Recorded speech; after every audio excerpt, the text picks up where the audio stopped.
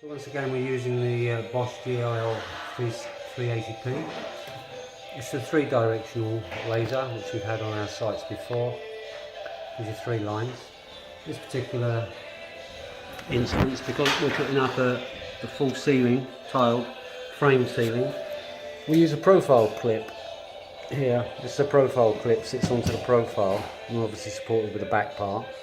And you can still adjust it up and down as to how you need it, and it doesn't actually get in the way of anything. So again, you can bring it with the laser.